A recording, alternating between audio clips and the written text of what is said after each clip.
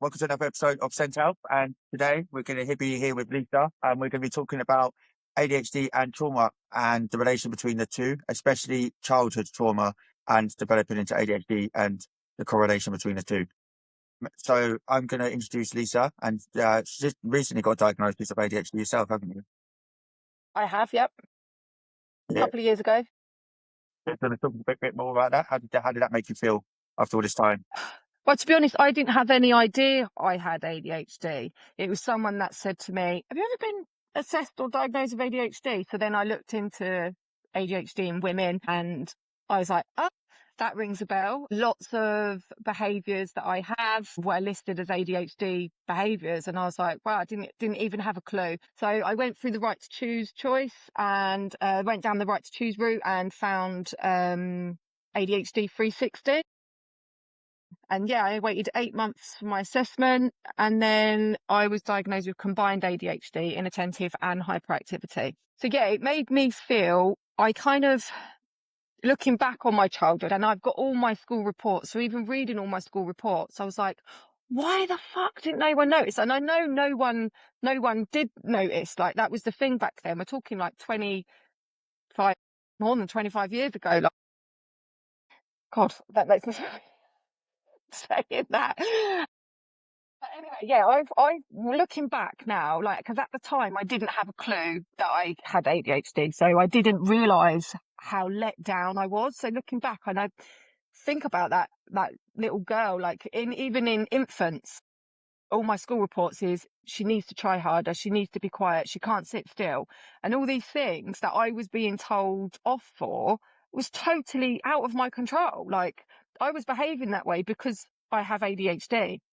So yeah, I felt extremely let down, and how misunderstood I was, and how my constant feeling of being unsupported was actually valid, because all throughout my life I felt I've not actually been supported, and it is valid because I wasn't being supported for what I needed. And it's not self-pity, it's an actual thing. Yeah, is really important, isn't it? That you feel absolutely. and accepting that and being that is valid. It was true and it happened. When you go through that as well, I do think maybe jumping the gun a bit, but when that's in itself is traumatic, isn't it? Going through that without being going through your life undiagnosed, when you get diagnosed, Absolutely. And this is to cause some form of trauma. Yeah, even if you are diagnosed as ADHD, this is why I think therapy is so important for children. And I know we've got this question in a while, but I honestly think, like, living a life as a neurodivergent person, child or adult, in a society that's made for neurotypical is traumatizing. Yeah, You 100%. constantly feel like you're not good enough. You constantly feel like you're failing. You constantly feel like you're catching up on stuff. I literally thought I was just a shit adult. I thought I was absolutely shit at adulting. And once I'd got that diagnosis, I was like, that's why I don't put the Hoover away. Once I've hoovered, it can stay there for a couple of days, maybe a week, and I'll just walk past it every time. And it's very typical for people with ADHD to do that, because you've done the task.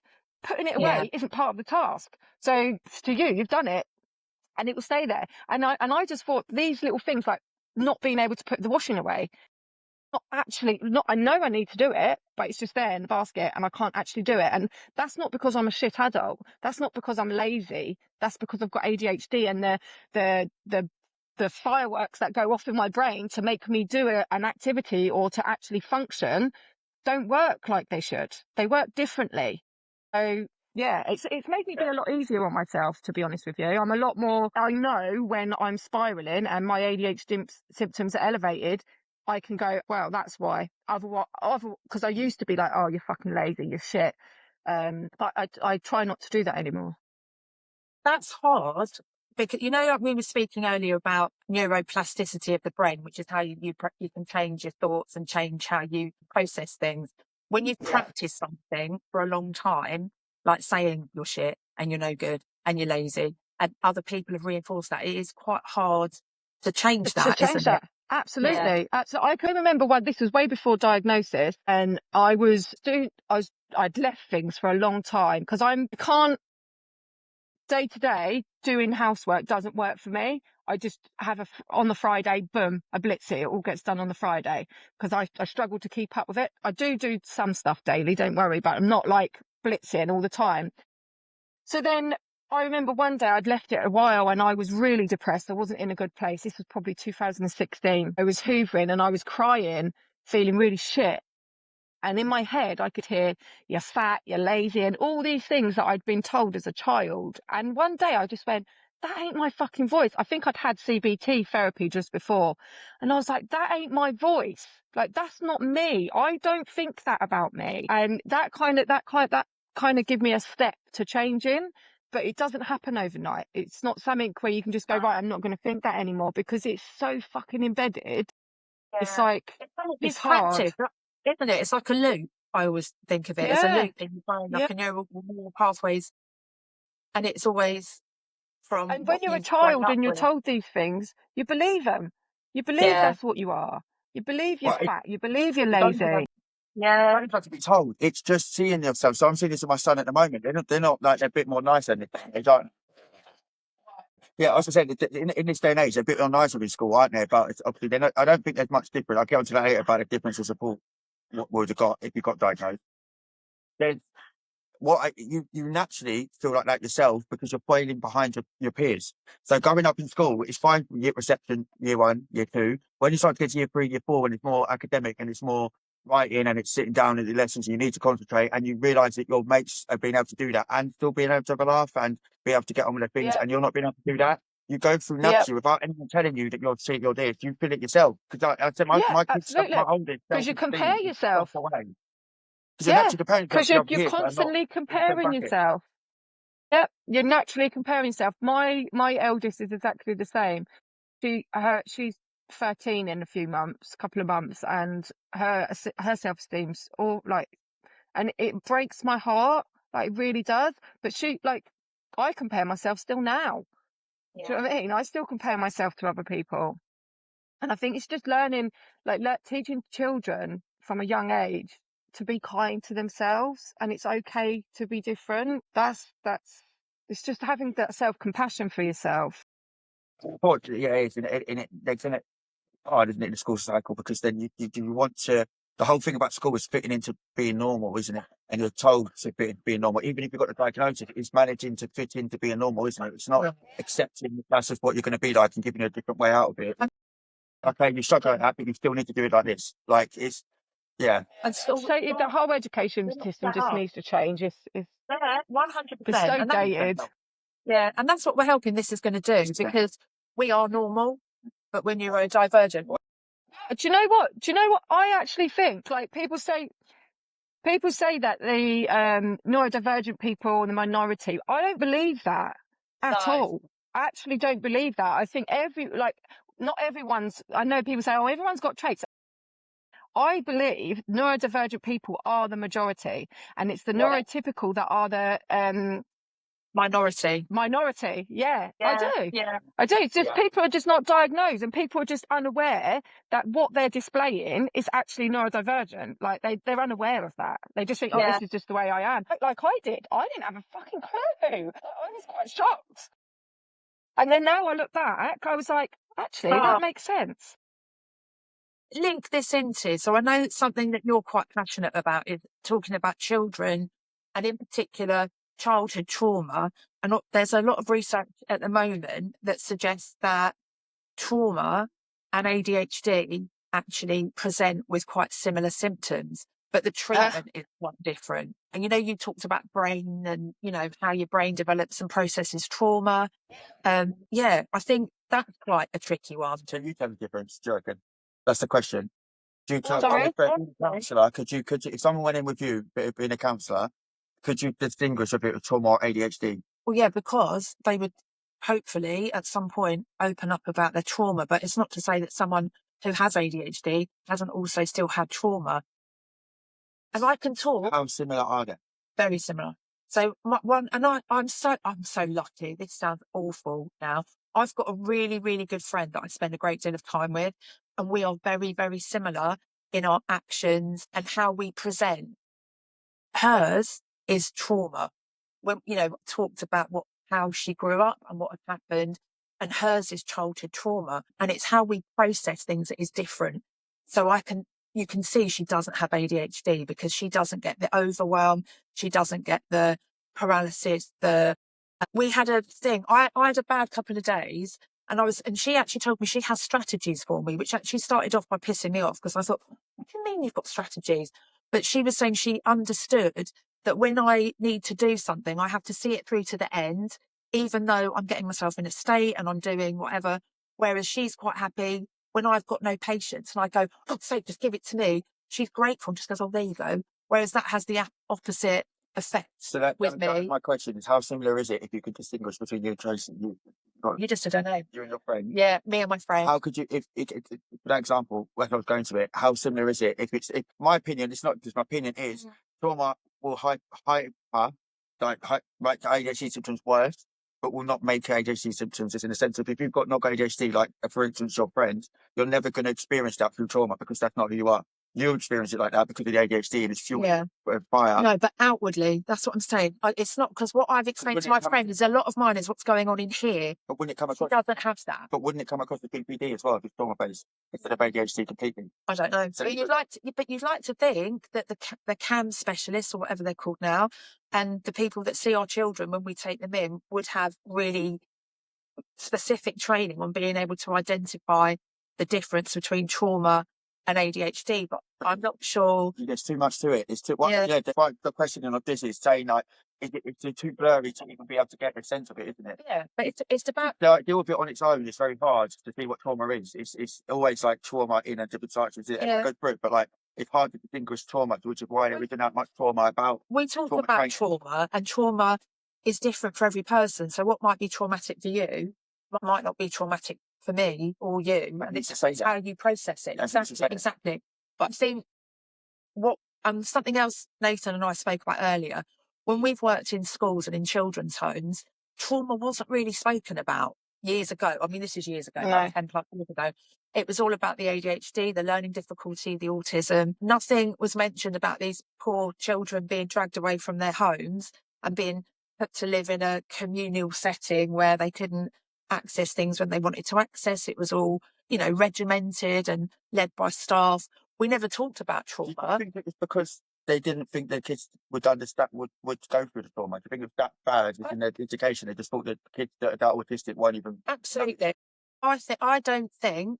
So I've worked with children who have got ASD, ADHD, a severe learning disability. The conversation about depression or low mood never came up. And yet I've worked with young people since, and I've got friends that have worked with young people that have seen some amazing things from these adults now, which show that they've got an intelligence and they've got an ability that isn't always apparent, and they're stuck in a body that can't express itself because maybe the language centers of the brain aren't developed, but that doesn't mean they don't understand. Why would you not be suffering with low mood or depression if you can't say what you want to say, if you can't get your needs met, you can't ask for something? It's trauma. You were saying, Lisa, about how trauma affects the brain development. Do you want to say a bit about? Yeah, so you've got different parts of your brain, and the emotional mind, the limbic system. There's a part called the hippocampus, and that's job is to store memories. But when you're in danger, when your body senses danger, your hippocampus stops storing memories. So trauma can be jumbled about. So the trauma memories can be jumbled about. Sometimes you don't even remember the trauma. And what it does, instead of storing memories, it starts pumping cortisol. So the cortisol is really helpful because it gives you pain relief, and it gives you the drive to focus on surviving. Can you hear me? My headphones have gone off. Can you? Yeah, so that's when the amygdala kicks in. That's your fight or flight. Now, what happens when you've been is it can cause the amygdala out, not just a one-off event. Like when you've regularly, as a child, going through trauma, your amygdala starts over. So, and due to all the memories being distorted, we can then perceive things, think things that are dangerous when they're not. So that's why people with PTSD, they have certain smells. So it could be a smell of something that I could be sat in this front room now and smell something that reminds me of my childhood. I no, there's no danger. I can see no danger. But my amygdala is like, hang on a minute, this is something I've smelt before. We need to go into fight or flight. And then that's what happens. And you've got no control over that. You're not conscious of that happening. It's only through educating children and adults about how the brain works and the process of it that you can actually start understanding, this has triggered me. It happened to me the other day. I smashed someone's phone at the gym, and the next day I woke up pure anxiety, sick to my stomach with anxiety. And it was when that incident happened, when I smashed, my amygdala went, fuck, you're in trouble. You're going to get hit. You're going to be punished. He's going to be angry at you. You're going to be shouted at. And I was like, I'll pay for it. I'll pay for it. I'm really, really sorry. And it was only the next day, like, through talking about it and actually realizing the process of what's happened in my brain, it's like, boom, that's it. That's what's happened. So then it calms the fight or flight down, because I can tell myself that I'm safe. Like, I'm not in danger. No one's angry at me. I'm not. But obviously, as for children, it's really dangerous. At the Trauma Recovery Centre, what they teach children, it's like your brain. So the whole, the front of your brain, the frontal cortex, when the fight or flight, that flips up. That's why they call it flip the lid. And your brain, that bit there of your brain, that's for thinking. So that's all your rational thinking about, right, should I really throw this table across the front room? When that fight or flight kicks in and that dinosaur brain flips up, there's nothing there. We've worked with children, like, you know, that have suffered, and it's a lot of it is about survival, which is what I think you hit on, like fight or flight. It's the survival mode, yeah. It is. And that is important, but it's when it becomes overgeneralized, isn't it? And then follows up, you know, carries on through into our adulthood, is when, it becomes difficult. It's also hard getting it. I suppose what would be difficult getting trauma out is we're adults, we know what trauma is. As a child growing up in a traumatic environment, you're not going to know any different until a really late age. So that's exactly what happened to me. It's only 2020 that I really took a look at my childhood and thought, I think I need. And do you know what we just said earlier about trauma being different for different people and how you process it? I think that is a challenge as well, because, so for example, the type of work I've worked in, I work with children and young people that have had hugely traumatic experiences. So I almost rationalise, well, mine wasn't that bad. Why is that bothering me? Why am I affected? Because look at look at the wars that are going on at the moment. And I just think, for God's sake, Sharon, get a grip. How can yours be? Everybody is, and this is why I feel therapy from a young age should be done in school. You can have play therapy, art therapy. Therapy doesn't mean just sitting down and making a kid talk, because my kids don't fucking talk. They both do therapy, not actual talking therapy, but play therapy, art therapy, music therapy, and just get them processing. Like, it's scientifically proven that sand is such a powerful tool for children processing trauma and using little figures and them creating like they don't even realize that what they're doing is processing trauma in their brain and rewiring the sparks in their brain. Like, they don't even realize that's what's happening, but that's what needs. So your training as a counsellor, is it children and young people that you want to work with? Well, I think that's where my heart has always been, with children. So how much longer have you got on your counselling journey? I think maybe now. Yeah, I finish in June, level 3, and then I start level September in. Okay, and have you touched on like childhood trauma in your training, or is this a lot of what you're doing? I think level 3, I've done level 2 and 3, and that's all about your own stuff. The trauma training that I've done around childhood trauma has been since 2017, and that's around something that my eldest went, and then that's when I started looking into childhood trauma and how it affects the brain. And I've done some courses with some amazing, and they both go to the Trauma Recovery Centre in, which are absolutely, they're fantastic charity. Betsy, she's her charity. She's got loads of books with understanding trauma with children, and it's just done. Brilliant. No, that sounds really good. And can I just ask another little thing just about your training? Do they touch on neurodiversity at all in the company? No, no. But I'm quite grateful because my level 2 tutor, he was neurodivergent. He had, and as the year progressed, obviously I was diagnosed. No one else in the class was diagnosed. But as the actually near enough all of us were neurodivergent. Like everyone was like, actually, I think I am, like on this whole self-read thing. And the class that I'm in now, the tutor isn't neurodivergent, but the course is. She's ADHD, and there's a couple of other people in there who are undiagnosed. So yeah, I think as neurodivergent are quite drawn field of helping people. For me, I love understanding people. I love picking people apart. I want to get in their brain. I love psychology. I love working out why people so yeah, that's why I was drawn. No, that sounds great. Well, in an ideal world, we can talk about therapy and kids and stuff like that. In an ideal world, how would it work? Every kid going through therapy at some point, like compulsory? If you could have, I think it should be part of the curriculum. I think it should be part of the curriculum as self-care. Like children should be taught how to take care of themselves physically, mentally, emotionally, spiritually. Like all these components of taking care of yourself work like a jigsaw puzzle. And if you're missing out on them, there's going to be issues. Like you need to take care of yourself to be able to. That's a good point. You'd have thought they had like a mindfulness course or like a class or something that they do that to the kids. I think some schools do. Some do. But not. It needs to be part of. It needs to be part of the curriculum. Like health and well-being, isn't it? And mental health. Absolutely. It should be, because then that will help to change the stigma that's attached to it, because there is. Yeah, and you've got to think, some of these kids are going into school after having no breakfast or being raised by drug addicts, and they're going into school. God knows what they're going through at home. Like, they need that time at school to be able to decompress. Like, they don't need it to be more fucking. Yeah. I remember when I got diagnosed with ADHD, they panicked my school and ended up just kicking me out anyway because it's all about things. But one of the things that I had to do straight away was go to see a therapist. But one of the things that is another problem that's going to be is you get segregated. I didn't want to go see them. Why the hell am I going to go to a counselor in the middle of school? All my This friends is why it should be for everybody. That's what I'm saying. Yeah, that's why it needs to be. It's not just children with ADHD. Yeah, it's not just children with. When it's too late, you get the 5 bit then because you're just thinking for more.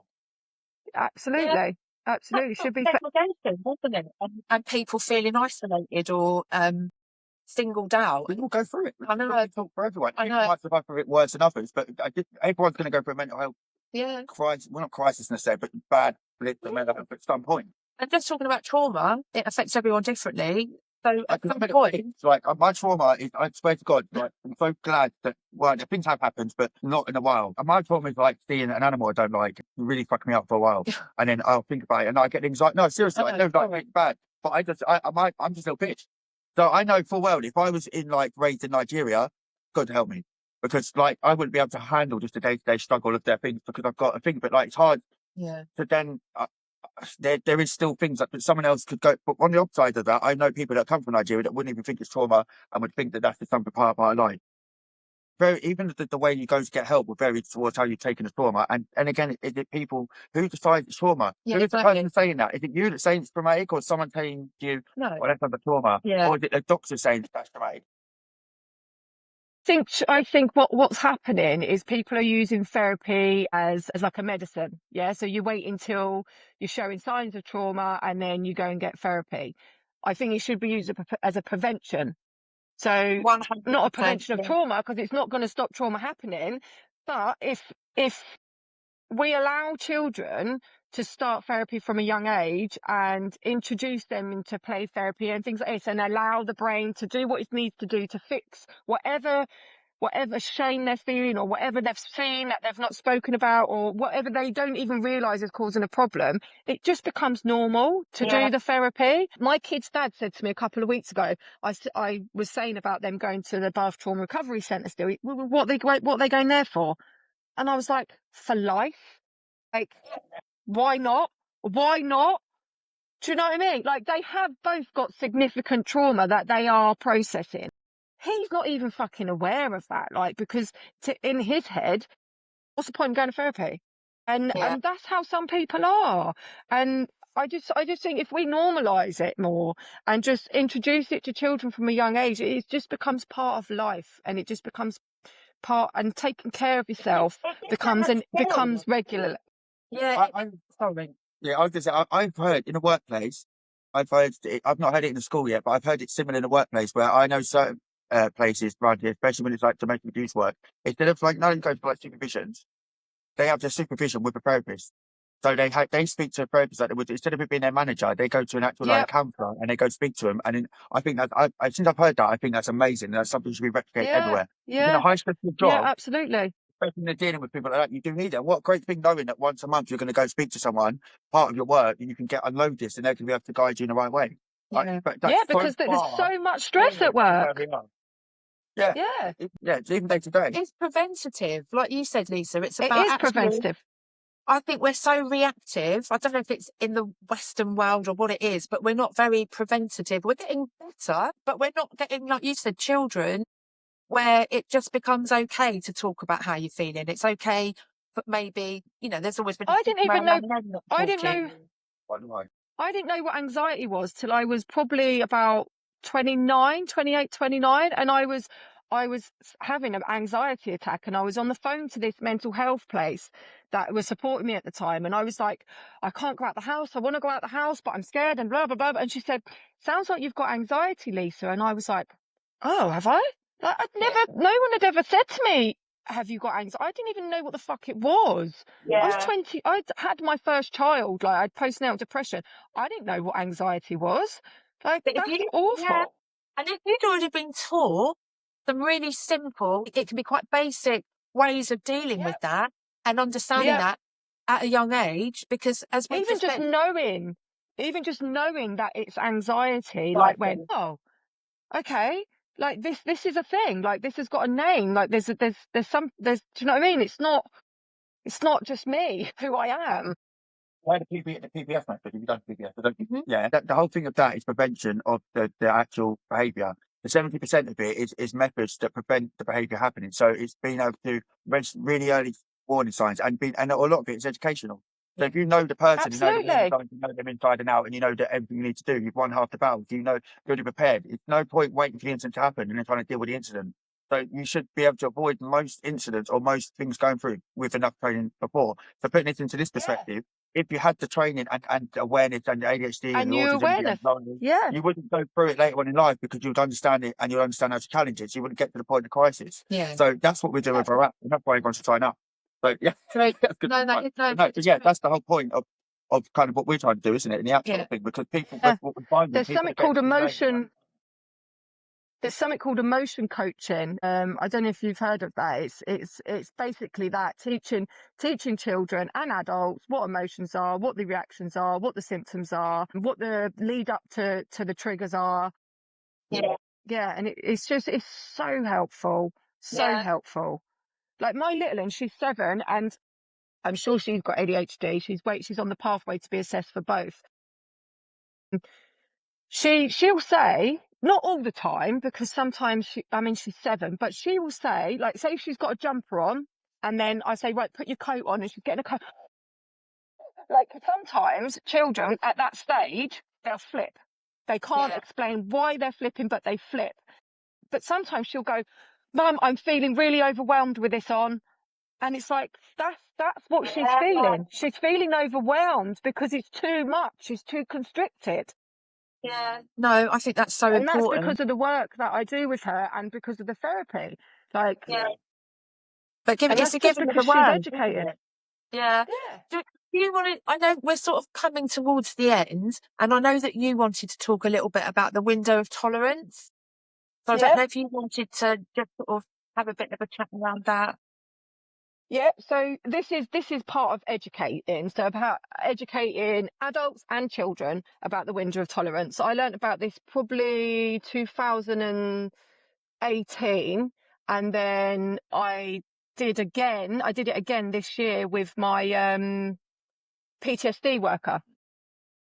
So basically, the window of tolerance, I've done a little diagram here.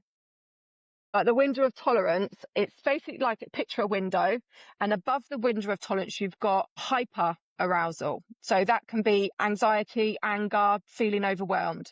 At the bottom of the window, you've got hypo arousal, which will be spacey, zoned out, dissociation, numb, feeling frozen. So to stay in the window of tolerance, there's certain things that we can do to remain in that safe, happy place. Like, we're never going to stay in there constantly. Being hyper or hypo, it's part of human beings and it's part of our life. But to remain in that window of tolerance more regularly, I've written, for me, it's therapy. It's my diet, what I'm eating, what I'm drinking, making sure I'm eating or drinking, because if I'm not, I am going to feel overwhelmed. I am going to feel anxious or angry. I'm going to feel zoned out sometimes. Music, that's another thing that helps regulate. Exercise, hugs, weighted blanket, all these things that we can, if we're starting to feel or we see in our children that they're starting to get dysregulated, step in with something. Are you hungry? Are you thirsty? What do you need? Like my youngest, Emmy, she's done it so many times where I can see her starting. I'm like, right, Emmy, what do you need? I need a drink. Okay, there's your drink. Before she steps out of that window of tolerance, it's a helpful technique for me anyway. Yeah, and for adults as well. And absolutely, yes, that's what I mean for me and my children. Yeah. And the window of tolerance is just how, where you want to be at to feel on an even keel, on a level headspace. But also not putting the pressure on ourselves to stay in that window of tolerance all the time, because it would be fucking marvelous, wouldn't it? But we're human. We're going to have reactions. Do you know what I mean? Like, we're going to have reactions to things, and that's okay. Like, it's just learning how to bring ourselves back into that window of tolerance, how to bring ourselves back into that safe, happy space. I reckon you could speak about that for 10 minutes straight. Yeah. The reason I'm asking that is because we've got an app coming out, and it would be very good to get the way you've just said that, like, more in depth. Yeah. It's like a 10-minute thingy. And obviously we'll pay you for it, but we'll use you as that was really good, yeah. And we can put it on the app. I also think it's good for people, because where you've done the drawing, it's good to have a visual, because people, process it. What I'll do it properly on the computer. I'll do a proper diagram of it, yeah. I think that would be really helpful. And we'll pay you for doing a recording. Yeah. Well, it's been great. Thank you, Lisa. Thank you very much for coming on today, Lisa. Right, thanks for having me. It's a pleasure. It's a pleasure. And quite good subjects there. Yeah. I think quite good. And we'll see you again, I'm sure. Yeah, definitely. Because there's lots of different topics that we've covered, sort of just minimally and touched on, but it'll